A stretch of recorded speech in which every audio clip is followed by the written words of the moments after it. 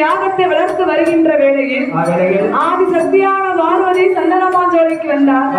அம்மா தங்கைமார்களே, அக்கினி யாகத்தை நீங்கள் இப்போ